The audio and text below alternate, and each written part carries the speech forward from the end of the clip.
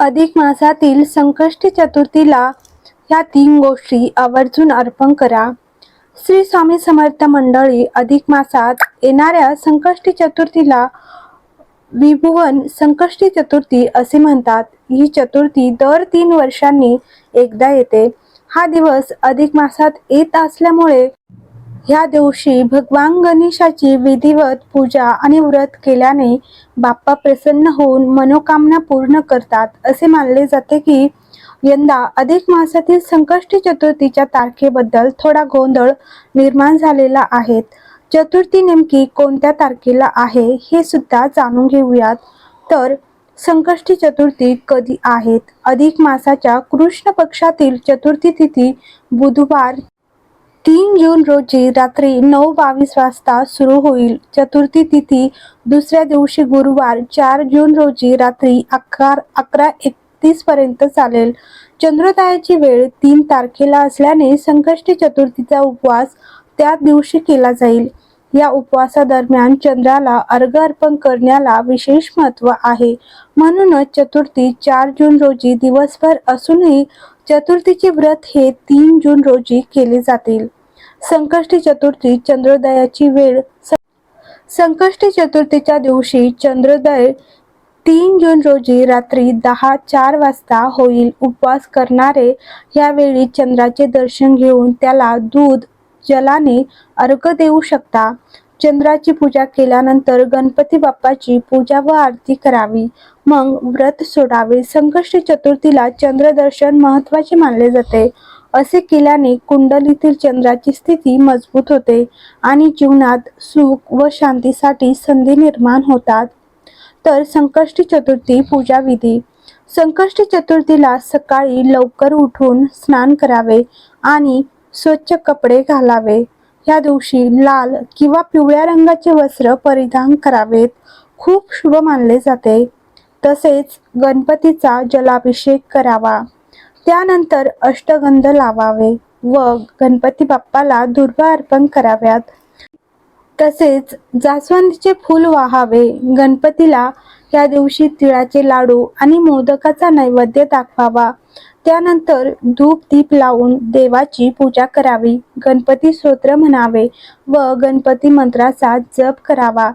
सर्वात शेवटी आरती म्हणावी व देवाला नैवेद्य दाखवून प्रसाद वाटावा. संध्याकाळी पुन्हा संकष्टी व्रताची कथा वाचून चंद्रोदय झाल्यानंतर आरती करावी व उपवास सोडावा. या व्रतामुळे गणपतीची कृपा लाभते आणि जीवनातील सर्व संकटे दूर होतात. गणपतीला गणाधिप म्हणजेच सर्व गणांचा अधिपती मानले जाते. त्यामुळे या दिवशी त्यांची पूजा केल्याने सर्व प्रकारच्या समस्यावर मात करता येते. हे व्रत केवळ शारीरिक आणि मानसिक शांतीच देत नाही तर घरात सकारात्मक ऊर्जा निर्माण करते असे देखील मानतात. तर चतुर्थीला हिंदू धर्मात विशेष महत्त्व आहे. या दिवशी भगवान गणेशाची मनोभावे पूजा केल्याने जीवनातील सर्व संकटे व विघ्न दूर होतात.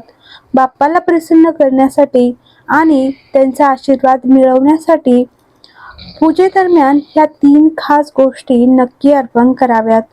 तर त्या कोणत्या आहेत तर त्या आपण इथे पाहूयात. 21 दुर्वांचा उपाय. बाप्पाला लाल फुले आणि 21 दुर्वाची जोडी वाहावीत. यामुळे घरात सुख शांती येते आणि मुलांची प्राप्ती होते. अथर्व शिष्य पाठ. गणपती अथर्व शिष्य संकटनाशक गणेश स्तोत्र किंवा ओम गण गणपते नमः या मंत्राचा 108 वेळा जप करावा. गोड नैवेद्य. बाप्पाला मोदक किंवा लाडूचा नैवेद्य दाखवावा. तसेच आर्थिक समृद्धीसाठी गाईला गुळ पोळी किंवा चारा खाऊ घालावा. दानधर्म आणि दीपदान. तर अधिक मासात 33 दिवे दान करणे किंवा गरजू व्यक्तीला फळे अन्नदान करणे अत्यंत पुण्यकारक मानले जाते.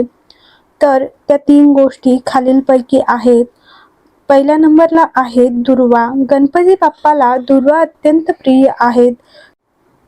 संकष्टी चतुर्थीला गणेशाला 21 दुर्वाची जोडी अर्पण करावी.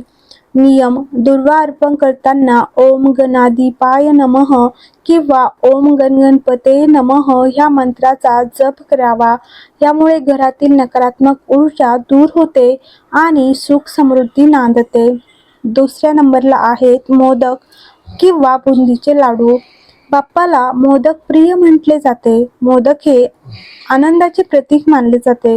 याचे नियम आहेत: संकष्टी गणपतीला 21 मोदकाचा किंवा बुंदीच्या लाडूचा नैवेद्य दाखवावा. जर घरी मोदक बनवणे शक्य नसेल तर गुळ खोबऱ्याचा नैवेद्य देखील चालतो. यामुळे बाप्पा लवकर प्रसन्न होतात, भक्तांची प्रत्येक इच्छा पूर्ण करतात. तसेच 3 नंबरला आहेत लाल रंगाची फुले, विशेषतः जास्वंद.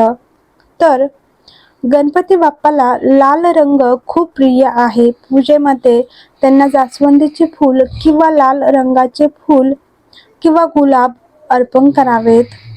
नियम: फूल अर्पण करताना ते बाप्पाच्या चरणाशी किंवा डोक्यावर ठेवावे. लाल रंगाचे फूल अर्पण केल्याने कुंडलीतील मंगळ दोष शांत होतो आणि कामातील अडथळे दूर होतात.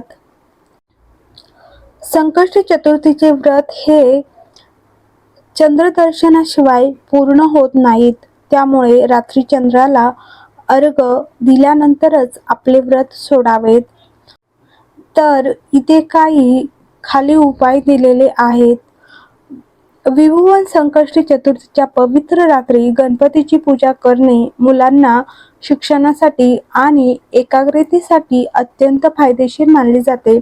भक्तिभावाने गणपती अथर्व शीर्षाचे पठण केल्याने बुद्धिमत्ता, स्मरणशक्ती आणि शिकण्याची क्षमता सकारात्मकरित्या वाढते.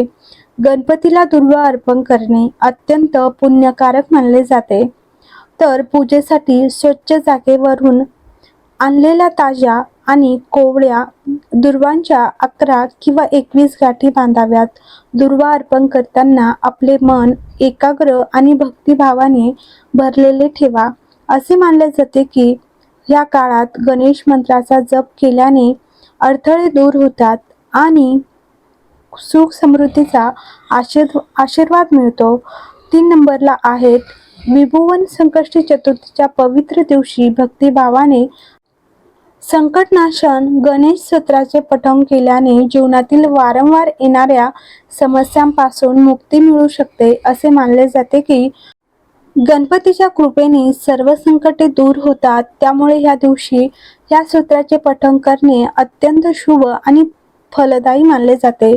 श्री स्वामी समर्थ. श्री गणेशाय नमः. व्हिडिओ आवडला असेल तर लाईक करा, शेअर करा आणि चॅनलला सबस्क्राईब करायला विसरू नका.